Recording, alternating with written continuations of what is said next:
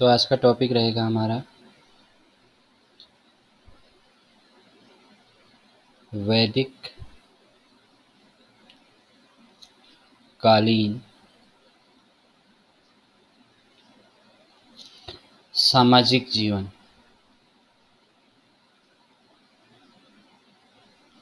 सामाजिक जीवन। तो जब हम वैदिक काल की बात करते हैं तो वैदिक काल आपका होता है सन 1500 बीसी से लेकर सन 600 बीसी तक। तो इस काल को हमने दो भागों में बांटा है। इस काल को हमने क्या किया है, दो भागों में बांटा है। ठीक है, स्टार्टिंग दिन ही मैंने आपको बताया था। एक को हम बोलते हैं ऋग्वैदिक काल, ऋग्वैदिक काल। दूसरे को हम क्या बोलते हैं, उत्तर वैदिक काल या उत्तर वैदिक काल, उत्तर वैदिक काल। ठीक है, इसको भी ऋग्वैदिक काल कर लो। ठीक है, ये होता है आपका 1500 से 1000 बीसी तक, और ये होता है आपका 1000 से 600 बीसी तक। अब कल हमने जो है राजनीति जीवन की बात करी थी, तो वहाँ हमने शासन, प्रशासन, राजा, ठीक है, इसके बारे में बात करी थी। जैसे उत्तर वैदिक काल में क्या था कि आपका सेनापति जो है वो राजा के बाद दूसरी हैसियत रखता था। पूर्व वैदिक काल में वहाँ पर पुरोहित जो है वो राजा के बाद की हैसियत रखता था, जो क्या करता था, जब राजा लड़ाई लड़ने जाता था तो उस समय जो है वो राजा युद्ध में जीते इस बात की प्रार्थना करता था। उत्तर वैदिक काल आते आते राजा को ये समझ में आ गया था कि सेनापति अच्छा होगा, सेना अच्छी होगी तो युद्ध अच्छे से जीता जा सकता है। तो इसलिए जो है उत्तर वैदिक काल में आके सेनापति जो है ज़्यादा पावरफुल हो गया था। राजा को कंट्रोल करने के लिए सभा थी, समिति थी, ये सब संस्थाएं थी। ठीक है, और इधर उत्तर वैदिक काल में केवल सभा और समिति ही रह गई थी। अच्छा, राजा की कोई नियमित सेना नहीं होती थी। जो गाँव कबीले के जो लोग क्या कहते हैं आपके जवान होते थे, नवयुवक होते थे, वो जो है जब लड़ाई की नौबत आती थी तो उसमें लड़ाई लड़ते थे। किस तरह से लड़ाई लड़ते थे, मिलिशिया यानी कि आपका पत्थर मार युद्ध लड़ते थे। तो ये सब चीज़ें जो है मैंने आपको बताई थी। तो वैसे ही आज सामाजिक जीवन।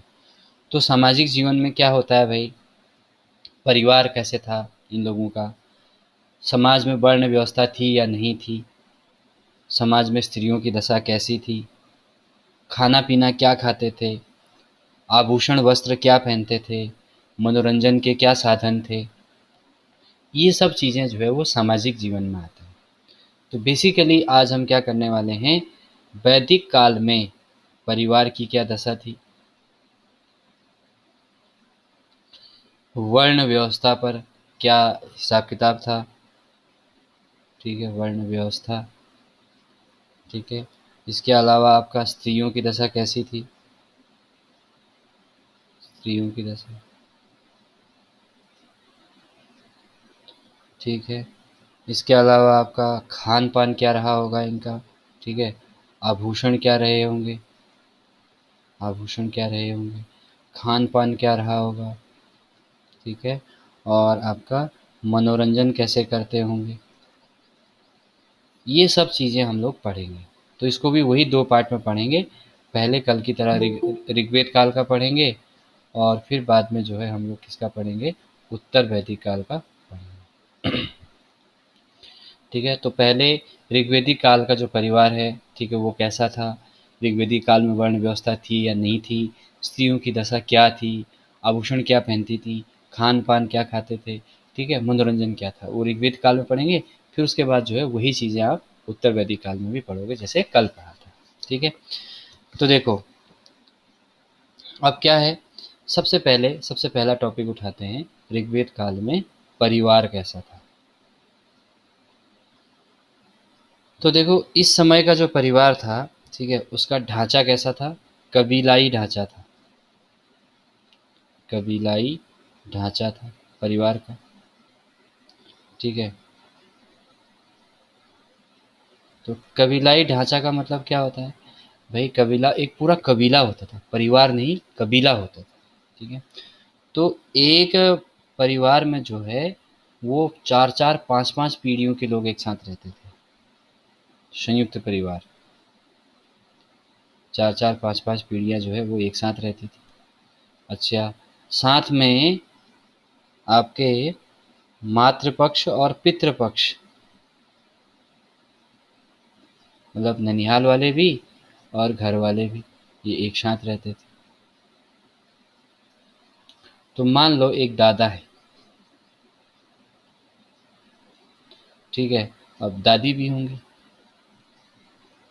तो दादा का परिवार, दादी का परिवार, मान लो इधर के परिवार में 5 लोग थे, इधर के परिवार में 5 लोग थे, तो 10 लोग ये हो गए। फिर माना इनके 2 बच्चे हैं, ठीक है, या 2 बेटे हैं, ठीक है, तो जो है इसके भी जो ससुराल वाले हैं और ये जो 10 लोग हैं, ये 10 लोग प्लस इसके ससुराल के 5 लोग और आ गए, 15 लोग हो गए। ऐसे ही इसके ससुराल से भी 5-7 लोग और आ गए, तो वो आपके 20-22 लोग हो गए। तो इस तरह से 4-4 5-5 पीढ़ियों के लोग एक साथ रहते थे। तो कुल मिला के एक परिवार जो है वो कितना हो जाता होगा, 200-250 के आसपास का एक परिवार हो जाता होगा। इतना बड़ा परिवार होता था इस समय, ठीक है। अच्छा, इस समय जितने भी जो जिसको हम आज की डेट में कज़न कहते हैं, ठीक है, ममेरा भाई, फुफेरा भाई, चचेरा भाई, इसको उस समय कहा जाता था नज़र, ठीक है, न ज री की मात्रा है, ठीक है ये। अच्छा, इस समय का जो समाज होता था, देखो हड़प्पा सभ्यता मातृसत्तात्मक था, तो यहाँ पर समाज कैसा था, पितृसत्तात्मक था, पितृसत्तात्मक,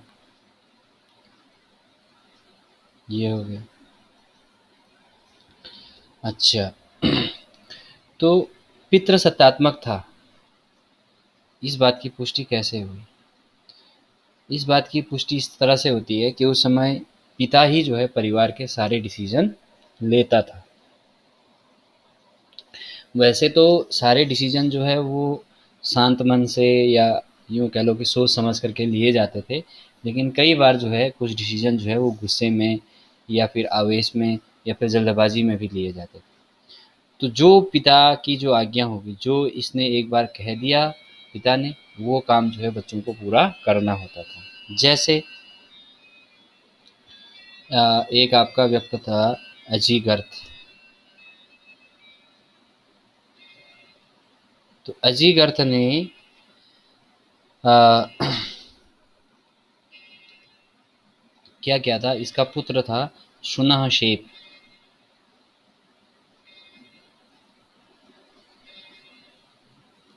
सुनहशेप जो था वो आपका क्या था, इसको बेच दिया था इसने, अजीगर्थ ने। किसके बदले बेचा, 100 गायों के बदले बेचा। 100 गायें ली और पुत्र को बेच दिया। तो इसको जाना पड़ा, बिकना पड़ा, क्योंकि पिता ने बेचा था, ठीक है। ऐसे ही जो है आपका एक जो है रिजाश्व नाम का जुआरी था, ठीक है, क्या था, रिजाश्व नाम का क्या था, जुआरी था। तो रिजाश्व नाम का जो जुआरी है, ठीक है, ये जुए में जो है अपने पुत्रों को हार गया था,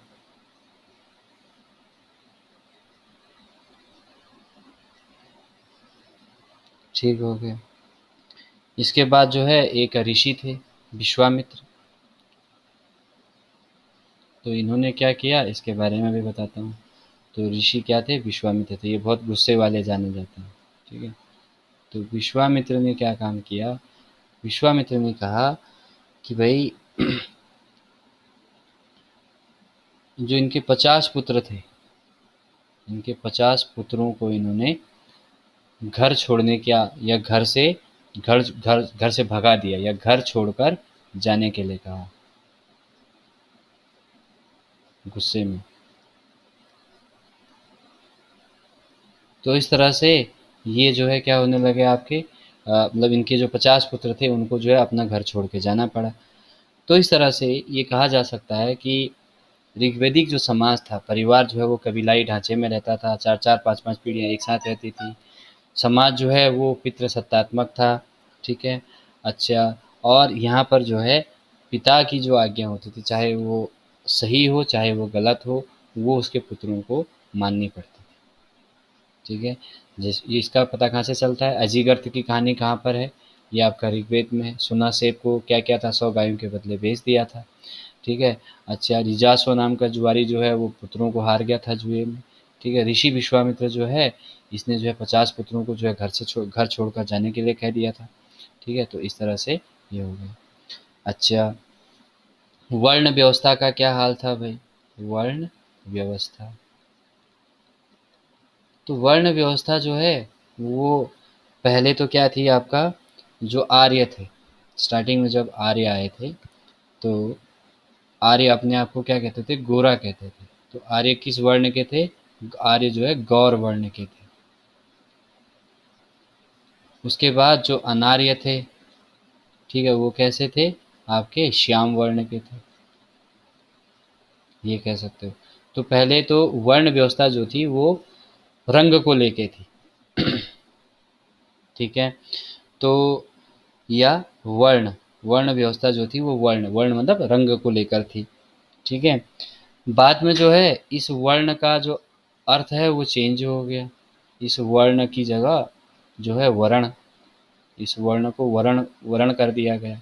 वर्ण मतलब क्या होता है? कहते हैं ना उसने सफलता का वर्ण किया, वर्ण किया मतलब चुनना। तो अब जो है कुछ समय बाद, यानी कि प्रारंभिक में तो जो है ये रंग पर आधारित थी वर्ण व्यवस्था, गोरे और काले थे। उसके बाद वर्ण माने चुनना, यानी कि काम के हिसाब से, काम के हिसाब से जो है क्या होने लगा आपका? वर्ण होने लगा। ठीक है। तो जो जिस काम को करेगा वो उस वर्ण में जाएगा। ठीक है। तो वर्ण जो है इस तरह में, यहाँ पे एक खास बात बता रहा हूँ तुम्हें, जो जो काम करेगा वो जो है उस वर्ण का कहलाएगा। ये मैं आपको भाई बोल रहा हूँ। ठीक है। अभी बोला मैंने आपको। ठीक है।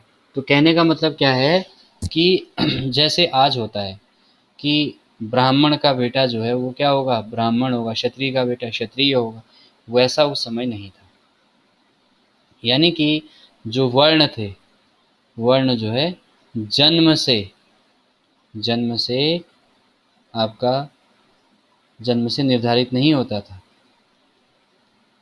निर्धारित न होकर कर्म से निर्धारित होता था। ब्राह्मण का बेटा अगर क्षत्रिय का काम करना लग जाएगा तो उसका वो जो है क्षत्रिय वर्ण का हो जाएगा। और क्षत्रिय का बेटा अगर ब्राह्मण का काम करने लग जाएगा तो वो कैसा हो जाएगा आपका? वो ब्राह्मण वर्ण का हो जाएगा। अच्छा, ये जो सब चीज़ें हैं ये कहाँ कही गई हैं? पुरुष सूक्त में कही गई हैं। पुरुष सूक्त में कही गई हैं। पुरुष सूक्त कहाँ पर है आपका? पुरुष सूक्त जो है वो ऋग्वेद में है। और ऋग्वेद के कौन से मंडल में है? 10वें मंडल में है।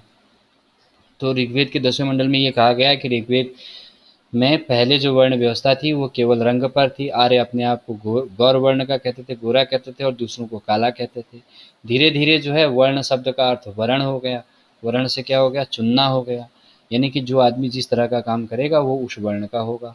जन्म से वर्ण का निर्धारण नहीं होता था, काम से वर्ण का निर्धारण होता था। अच्छा, इसी 10वें सूक्त में आपको मैंने पहले भी बताया, ये कहा गया है कि आदमी के शरीर से, जैसे सिर से, सिर से क्या हुआ है? ब्राह्मण का जन्म हुआ, या सिर से ब्राह्मण बना। ठीक है। बाहु से क्या बना आपका? क्षत्रिय बना। इसके अलावा आपका उदर जो है, पेट वाला जो हिस्सा है, उससे क्या बना आपका? वैश्य बना। ठीक है। और आपका जो है पैर जो है उससे क्या बना आपका? शूद्र बना। ये आपको पहले से ही मैं बता चुका हूँ। अच्छा, तो ये कह सकते हैं कि ऋग वैदिक काल में जो वर्ण होते हैं वो कैसे थे? वर्ण कर्म प्रधान थे। जो जैसा काम करेगा वो वैसा वर्ण का कहलाएगा। ऋग्वेद उत्तर वैदिक काल में ये स्थिति नहीं रहेगी। ठीक है। क्या होगा वहीं पर बात करेंगे अभी। अच्छा, उसके बाद जो है थोड़ा सा और आगे बढ़ें। जो थोड़ा सा आगे बढ़ने के बाद देखें स्त्रियों की दशा। ठीक है, चलो आगे कर लेते हैं।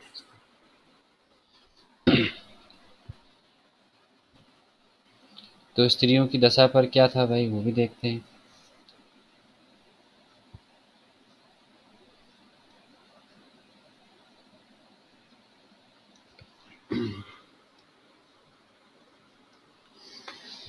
तो स्त्रियों की दशा पर जो है इसमें स्त्रियों की दशा काफ़ी अच्छी थी। स्त्रियों की दशा,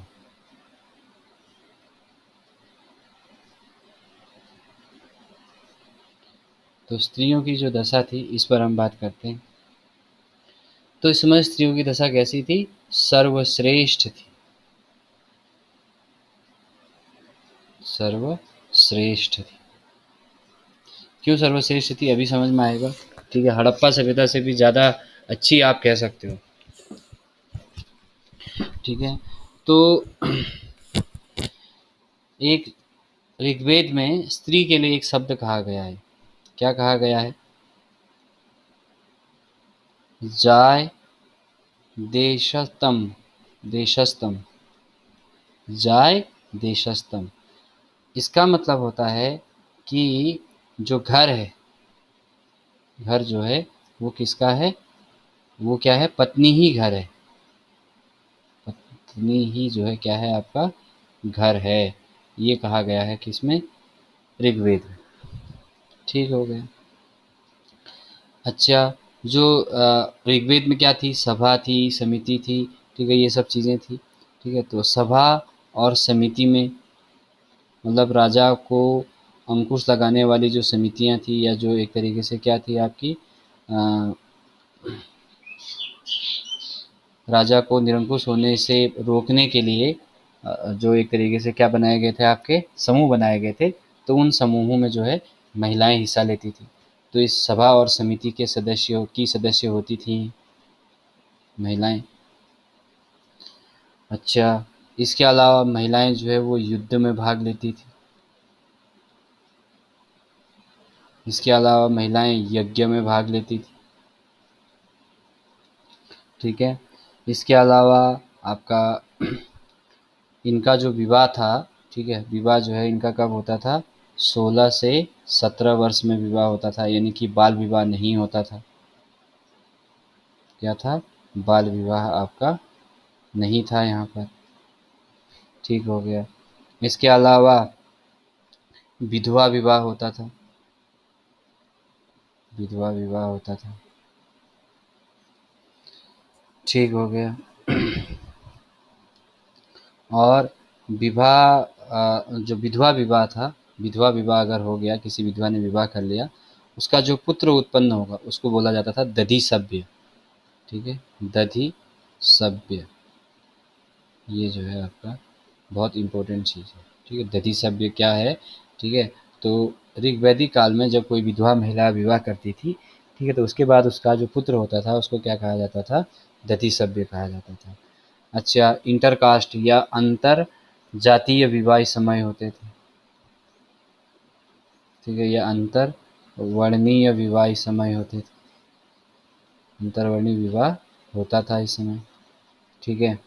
अच्छा, जो है स्वेच्छा से विवाह भी हो सकता था। स्वेच्छा से विवाह, ठीक है, ये भी हो सकता था। इसके अलावा सती प्रथा, सती प्रथा के कोई साक्ष्य नहीं मिले हैं।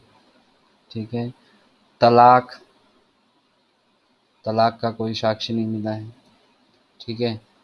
प्रदा प्रथा, ठीक है, प्रदा प्रथा, यहाँ पे नहीं होगा।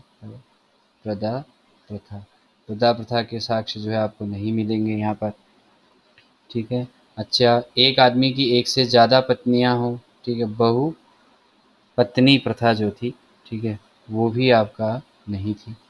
इक्का दुक्का कोई कुलीन में कहीं हो तो हो, अदरवाइज नहीं थी। तो एक आदमी एक से ज़्यादा विवाह नहीं करता था। ठीक है। अच्छा, और कोई महिला अगर आजीवन अविवाहित रहना चाहती है तो वो भी पॉसिबल था, आजीवन अविवाहित रहना, ये भी संभव था। ठीक है। अच्छा, ये ऐसी स्त्रियों को जो आजीवन अविवाहित रहती थी, इनको एक विशेष नाम दिया जाता था, अमाजु। क्या नाम दिया जाता था? अमाजु। ठीक हो गया। अच्छा, एक नियोग प्रथा थी। ठीक है, ये नियोग जो प्रथा थी, ये क्या थी? नियोग प्रथा।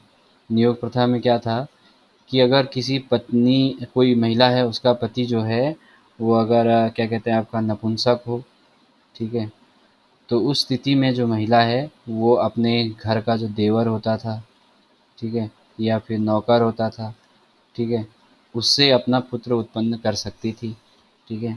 तो ये व्यवस्था उस समय थी। अच्छा, नियोग प्रथा से जो पुत्र उत्पन्न होता था उसे क्या कहा जाता था? क्षेत्रज कहा जाता था।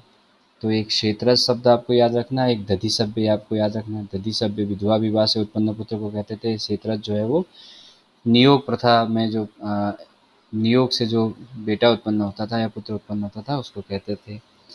अच्छा, इस समय जो है विदुषी यानी कि विद्वान महिलाएं, इनको ब्रह्मवादिनी या ऋषिका भी कहा जाता था, ठीक है। तो जो विद्वान महिलाएं थी इनको क्या कहा जाता था? विदुषी। विदुषी शब्द आज भी यूज होता है विद्वान के लिए, विदुषी महिला विद्वान जो होती है। विदुषी के अलावा इनको ब्रह्मवादिनी भी कहा जाता था, ब्रह्मवादिनी भी इनको कहा जाता था। इसके साथ साथ में इनको ऋषिका भी कहा जाता था। ठीक हो गया। तो इस समय जो है ये विदुषी कौन कौन थी ऋग्वैदिक काल में? तो ऋग्वैदिक काल में आपका अपाला, ठीक है, घोषा, लोप मुद्रा या लोपा मुद्रा, लोपा मुद्रा, ठीक हो गया आपका निवावरी,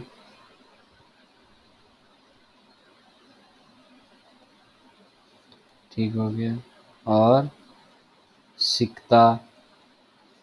ये जो है सब आपके क्या थी? इस समय की ऋग्वेद काल की विदुषी महिलाएं थी। आता है निम्न में से कौन जो है एक ऋग्वेदिक काल की थी, या निम्न में से कौन एक उत्तर वैदिक काल की थी? तो 3 ये दे देगा, 1 उत्तर वैदिक काल की दे देगा। ठीक हो गया।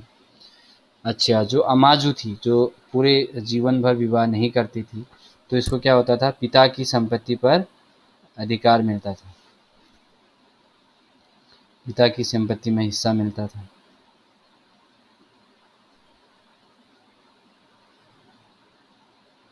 संपत्ति में हिस्सा मिलता था। ठीक हो गया। अपाला जो है इसको इसको अपने पिता की संपत्ति में हिस्सा मिला था, ऐसा जो है कहा गया है ऋग्वेद के 8वें मंडल में। ठीक हो गया। अच्छा, इसके बाद जो है आभूषण क्या क्या पहनते थे ये?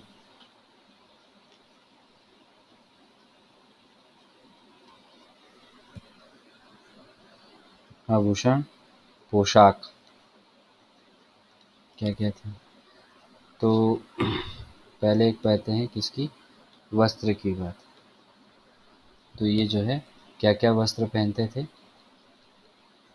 इनके जो वस्त्र हैं वो 3-4 भागों में बटे होते थे। एक तरह के वस्त्र को हम कहते थे नीवी, ठीक है। दूसरे वाले को हम कहते थे वाशम। तीसरे टाइप के जो वस्त्र होते थे इनको हम कहते थे अधोवास।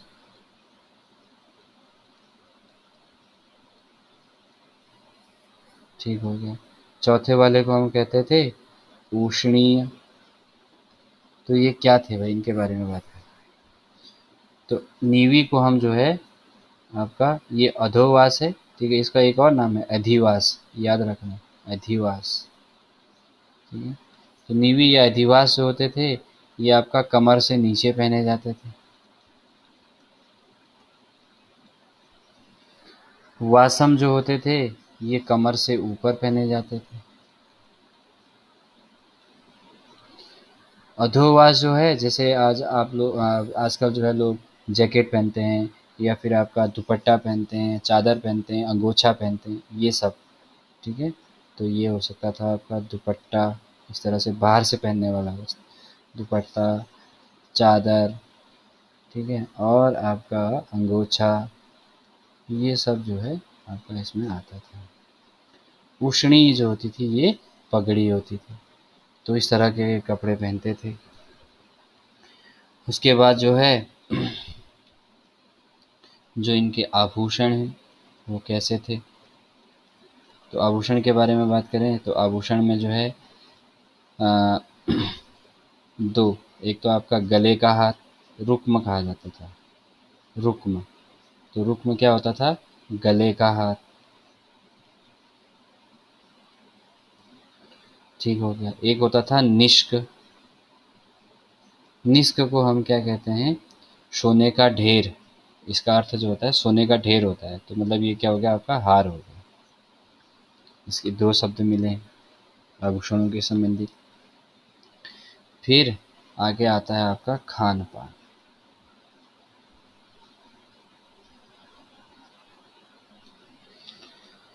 अब देखो फिर खान पान के बारे में बात करते हैं। क्या खाते थे ऋग्वेद के समय के लोग, ऋग्वेदिक काल के, पूर्व वैदिक काल के लोग क्या खाते थे, क्या पीते थे। तो दोनों तरह के खाने यहाँ खाए जाते थे। ठीक है, शाकाहारी भी और क्या, मांसाहारी भी। शाकाहारी लोग भी यहाँ रहते थे और आपका मांसाहारी भी यहाँ रहते थे।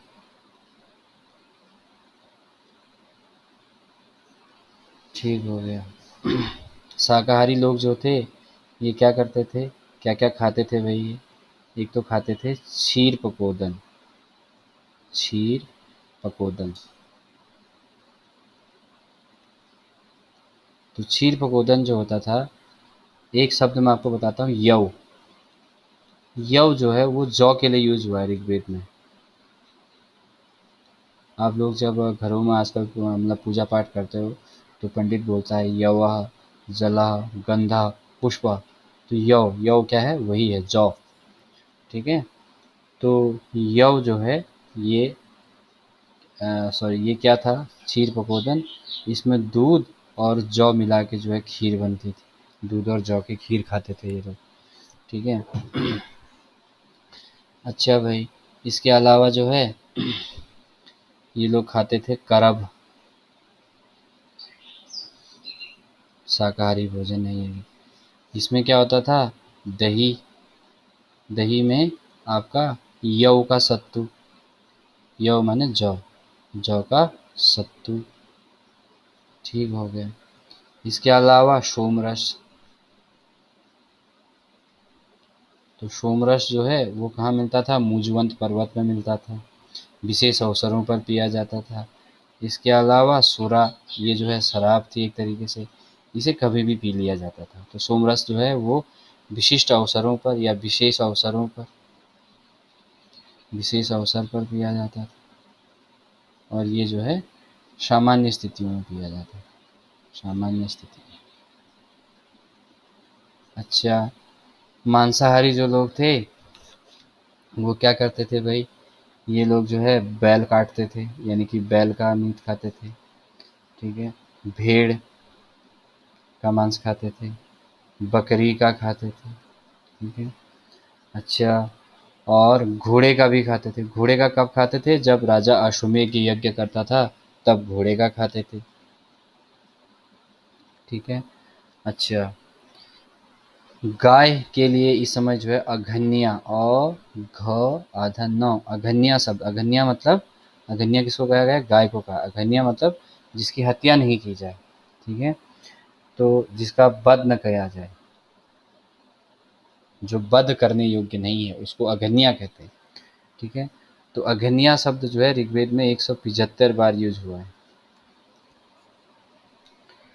लेकिन जो है कभी कभार गाय भी ये लोग खा लेते थे, जब इनके कोई बहुत ही खास मेहमान आते थे तो ये लोग क्या करते थे, गाय का भी खा लेते थे। ठीक है, लेकिन ये बहुत कम है, ना के बराबर है। ठीक है। इसके अलावा इन लोगों को नमक का पता नहीं था। ठीक है। तवा ये लोग नहीं जानते थे। तवा नहीं जानेंगे तो रोटी कहाँ से जानेंगे, तो रोटी का भी इनको पता नहीं था। ठीक है। मछली का इनको पता नहीं था, मछली ये नहीं खाते थे। और चावल का भी इनको ज्ञान नहीं था। तो ये सब चीज़ें जो है ये लोग नहीं खाते थे ऋग्वैदिक काल में।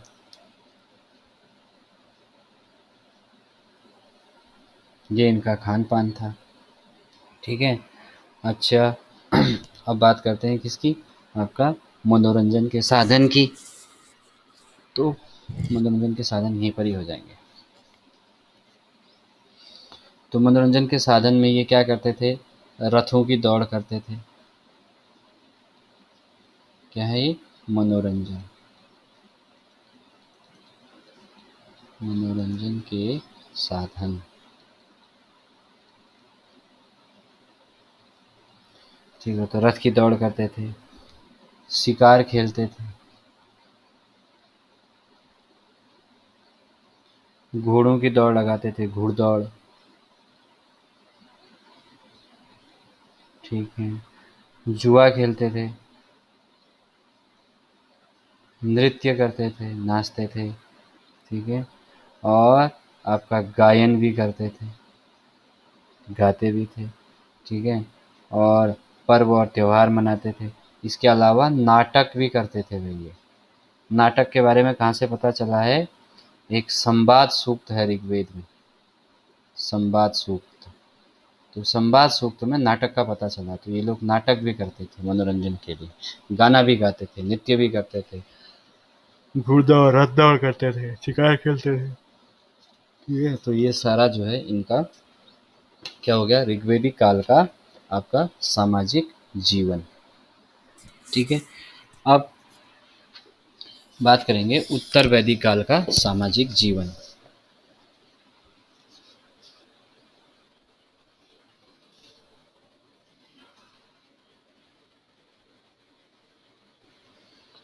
तो उत्तर वैदिक काल का जो सामाजिक जीवन है उसके बारे में हम क्या पढ़ सकते हैं,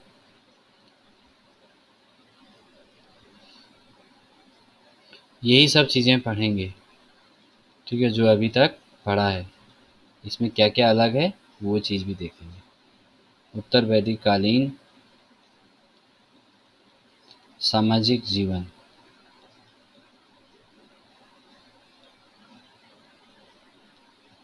अब हम ये पढ़ने जा रहे हैं। ठीक है, तो इसको मैं दो भागों में बांट देता हूँ इस तरह से। यहाँ हम ये देखेंगे कि ऋग्वेदिक काल में क्या था, और इधर हम देखेंगे पूर्व वैदिक सॉरी उत्तर वैदिक काल में क्या रहा। तो भाई सबसे पहले बात करते हैं किसकी, परिवार की।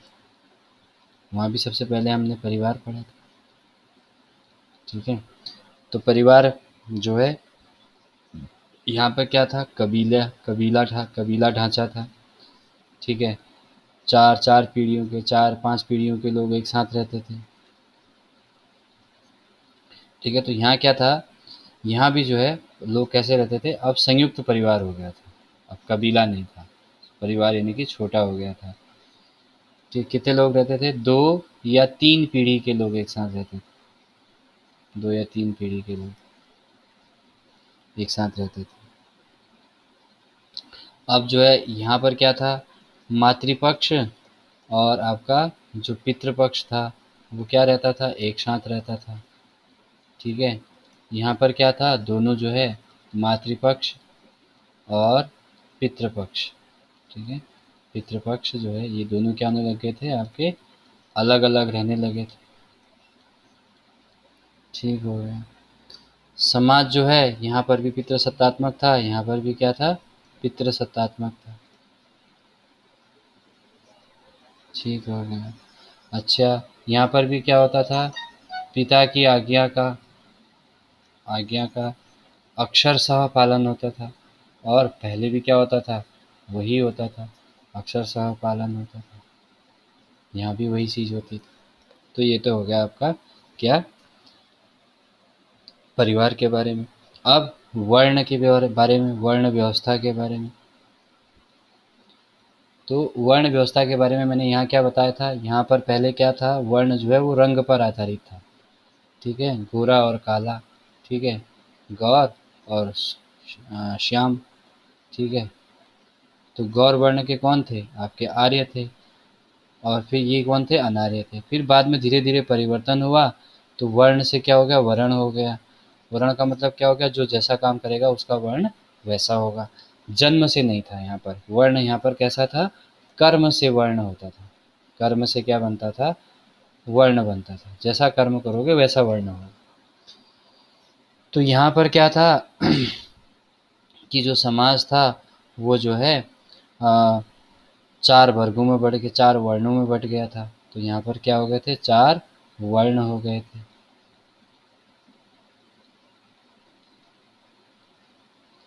ठीक है, इनमें दो आपस में भेद होने लगा। ठीक है, चारों जो वर्ण के जो लोग थे उनके जो अंत्येष्टि के जो स्थान है, अंत्येष्टि, ये अंत्येष्टि के जो स्थान है, ठीक है, और जो आपके टीले हैं, ठीक है, उनका जो आकार है, ठीक है, जो साइज है, ठीक है, वो जो है क्या हो जाता था आपका, अलग अलग हो रहा था। जबकि यहाँ ऐसा कुछ भी नहीं था ऋग्वेदिक काल में। अच्छा, चारों वर्ण के लोगों के लिए अलग अलग शब्द प्रयोग हो रहे थे। जैसे कोई घर में आया तो उसके लिए कहा भाई, क्या कहते हैं, मान लो ब्राह्मण आया तो ब्राह्मण को तो लोग कहेंगे भैया खाइए। ठीक है, क्षत्रिय होगा तो क्या कहेंगे, खाओ। ठीक है, वैश्य होगा तो क्या कहेंगे, जल्दी खाओ। ठीक है, और अगर क्या होगा, क्या कहते हैं, आपका शूद्र होगा तो उसे क्या कहेंगे, जल्दी जल्दी खाओ। मतलब क्या हुआ कि इनकी तो बहुत इज्जत है, इनकी भी थोड़ी बहुत इज्जत है, इनकी भी, इनकी इससे कम है, और इनकी तो बेचारों की सबसे कम इज्जत है। तो इस तरह से अलग अलग शब्द का प्रयोग होने लगा। ठीक है, उपनयन संस्कार को आप जानते हो, जनेऊ, जनेऊ संस्कार करने का हर वर्ण का समय जो है अलग अलग था। ठीक है, अच्छा, जो शूद्र थे, शूद्र जो थे उनका उपनयन नहीं होता था, उनको जनेऊ नहीं करने दिया जाता था। यज्ञोपवीत कहते हैं इसको, क्या कहते हैं, यज्ञोपवीत। तो यज्ञोपवीत करने का सबका अलग अलग समय था। देखो, ब्राह्मण, ब्राह्मण जो है अपना यज्ञोपवीत कब करते थे, बसंत ऋतु में, जिस समय न तो जाड़ा होता है न गर्मी होती है। ठीक है, अच्छा, दूसरा जो है ये अपने यज्ञोपवीत में जो है सूत का जनेऊ पहनाते थे। ठीक है, या यज्ञोपवीत पहनाते थे। और क्या करते थे, गायत्री मंत्र का प्रयोग करते थे। ठीक है, और कब करते थे, ये जो है 8 वर्ष में कर देते थे।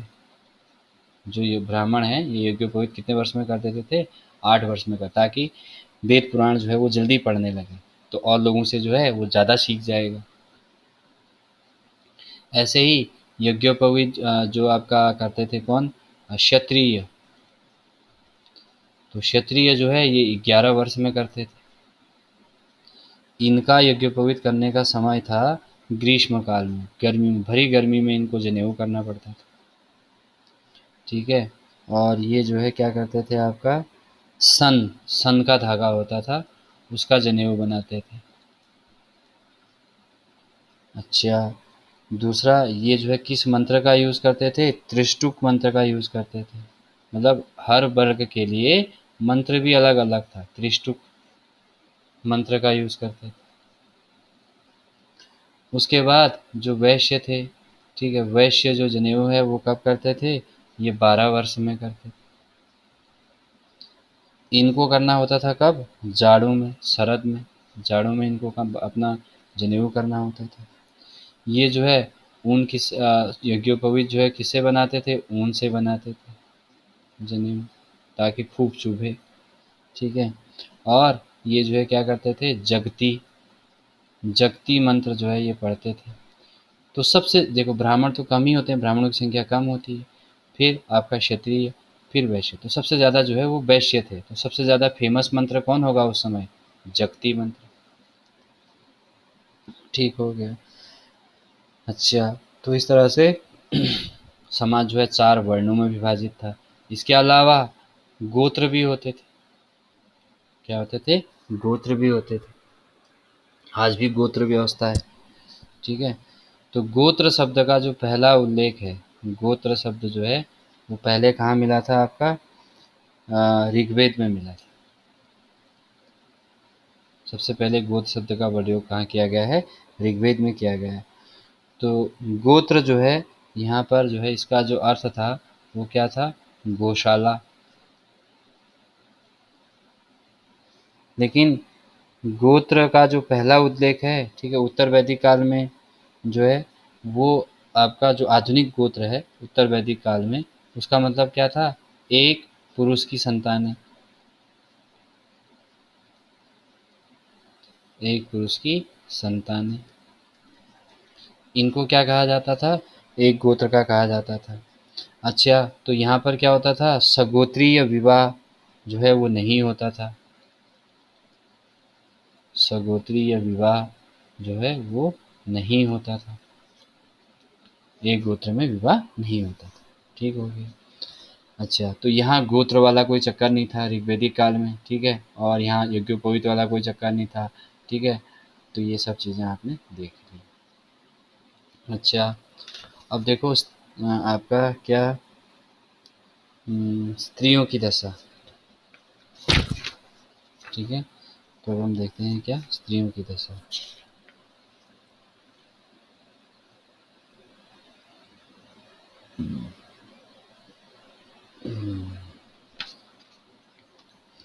तो देखो इस समय में स्त्रियों की दशा कैसी थी और उस समय में स्त्रियों की दशा कैसी थी। तो इसको मैं तो पूरा भर ही गया, इसको मिटा देता हूँ।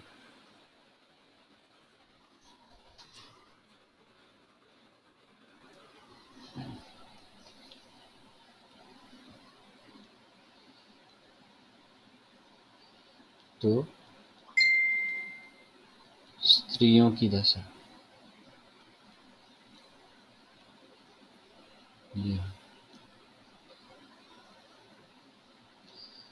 तो स्त्रियों की दशा जो है ऋग्वेद काल की, सॉरी, उत्तर वैदिक काल में स्त्रियों की दशा जो है वो हमें कहाँ कहाँ से पता चलती है। कुछ कहानियाँ हैं इसमें। तो ऐतरेय ब्राह्मण, ऐतरेय ब्राह्मण, ऐतरेय ब्राह्मण से हमें क्या पता चलता है भाई? जो महिलाएं हैं, ठीक है, या जो स्त्री है, तो स्त्री को क्या कहा गया है? आपका समस्त दुखों का कारण बोला गया है। मतलब यहाँ स्थिति थोड़ी खतरनाक होने लगी है महिलाओं की, दुखों का कारण महिलाओं को कहा गया है, ठीक है। और पुरुष के लिए क्या कहा गया है? ये तो कहा गया है किसके लिए? स्त्री के लिए। और पुरुष के लिए क्या कहा गया है?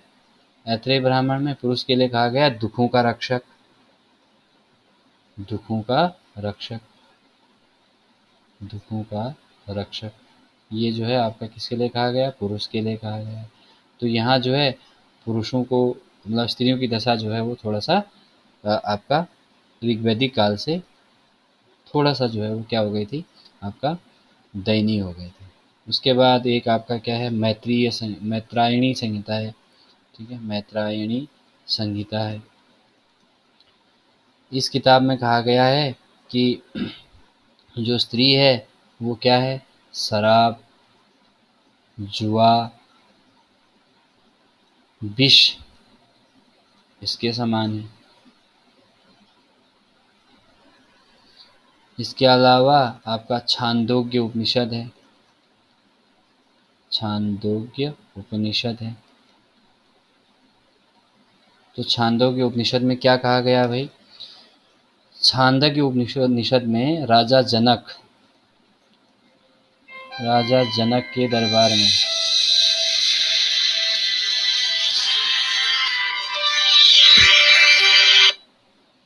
राजा जनक के दरबार में क्या हुआ?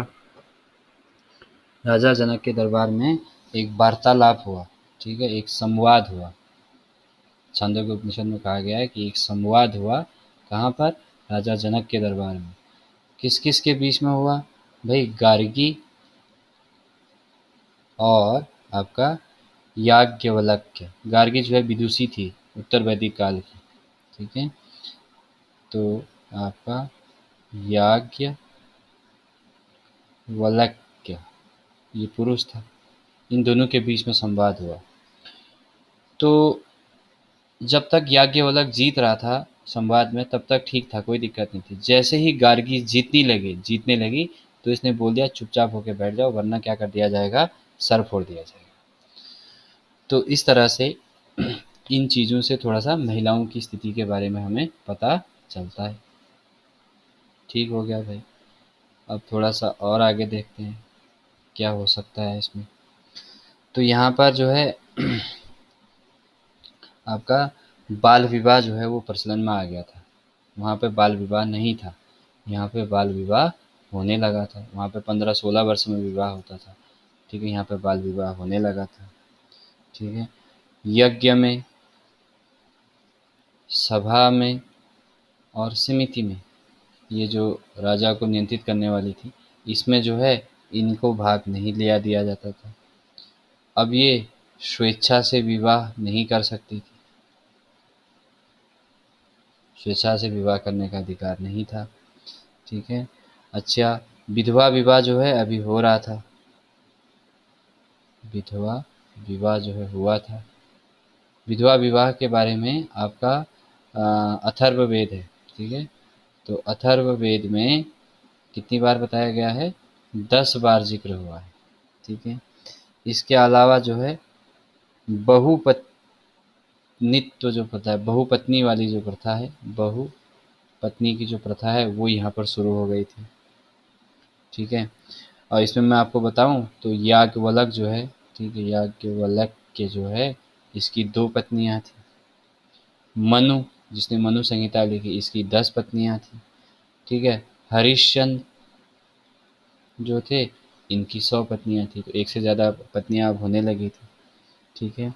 अच्छा, विधवा विवाह जो प्रचलन में था। इसके अलावा जो है अंतर्वर्णीय विवाह जो है, अंतर्वर्णीय विवाह जो है आपका, वर्णीय विवाह, अंतर्वर्णीय विवाह जो है ये आपका जो है नहीं होता था, जबकि ऋग्वैदिक काल में अंतर्वर्णीय विवाह होता था। अच्छा, एक और भी सवाल पूछा जा सकता है, याज्ञवल्क की 2 पत्नियां, याज्ञवल्क का एक तो संवाद हुआ था गार्गी से, ठीक है। इसकी जो 2 पत्नियां थी, एक तो थी मैत्रेय, ठीक है, और दूसरी थी आपकी कात्यायनी, ये इसकी 2 पत्नियां थी, ठीक हो गया। अच्छा, इसके अलावा शतपथ ब्राह्मण है, शतपथ ब्राह्मण में आपका स्त्रियों को क्या कहा गया है? अर्धांगिनी कहा गया है, अर्धांगिनी कहा गया है, ठीक हो गया। अच्छा, इस युग की जो प्रसिद्ध महिलाएं थी, जो विदुषी थी, यहाँ भी जो महान महिलाएं होती थी उनको क्या बोला जाता था? विदुषी बोला जाता था, ठीक है। तो जैसे आपका क्या था, ऋग्वेद काल के समय में जो विद्वान महिलाएं होती थी उनको भी क्या बोला जाता था? विदुषी। तो यहाँ पे भी विदुषी ही बोला जाता था। यहाँ पर आपका अपाला, घोषा, लोपामुद्रा, ठीक है, ये सब क्या थी? आपकी विदुषी महिलाएं थी। तो वैसे ही यहाँ पर भी जो विदुषी महिलाएं थी उनके नाम क्या क्या थे? वहाँ तो अपाला, घोषा, लोपामुद्रा थी, यहाँ पर गार्गी थी, ठीक है, मैत्रेय थी, ठीक है। इसके अलावा आपका वेदवती थी, इसके अलावा आपका शुभला थी, इसके अलावा आपका कात्यायनी थी। ये दोनों विदुषी हैं, देखो इसकी पत्नियां याज्ञवल्क की, ठीक है। इसके अलावा आपकी काशकृत्यायनी थी, कृत्यायनी, काशकृत्यायनी, ये जो है विदुषी महिला थी, ठीक हो गया। अब जो आप बात करते हैं किसकी? आभूषणों की।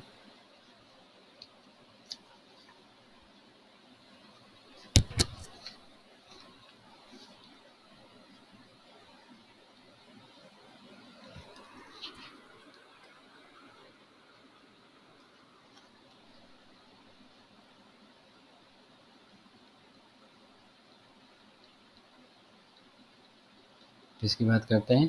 आभूषणों की बात करते हैं, ठीक है। तो आभूषण में सबसे पहले देखो, ये वही गले में क्या पहनते थे? रुक्म,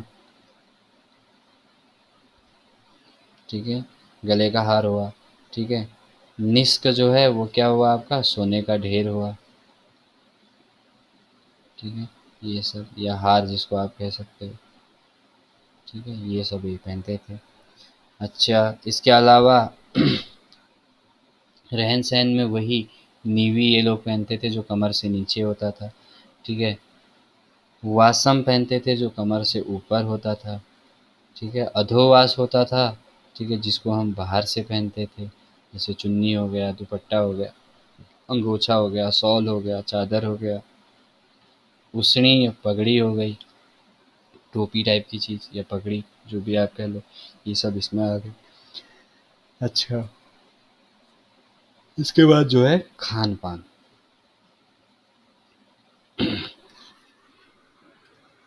तो वही खान पान में वही मैंने आपको क्या बताया था, एक तो खीर पकोदन बताया था। तो खीर पकोदन क्या था, दूध और यव की खीर थी, दूध और जौ की खीर।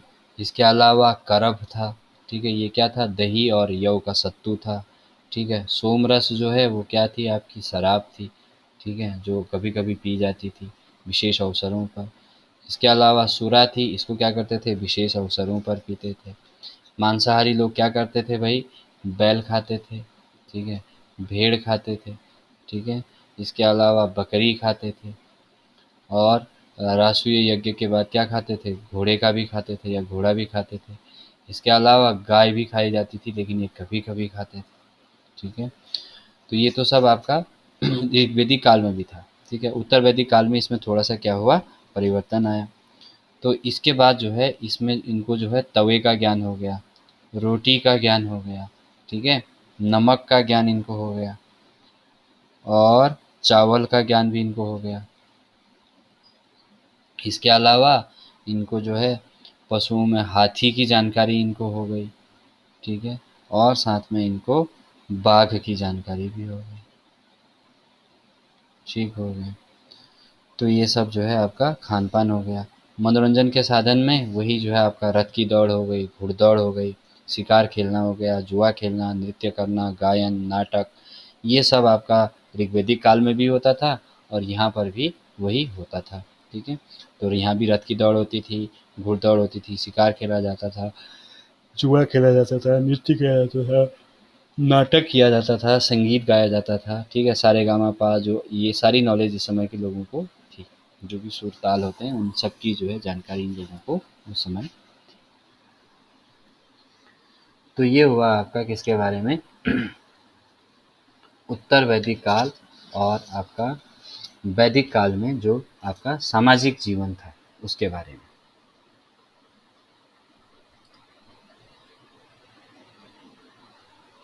समझ में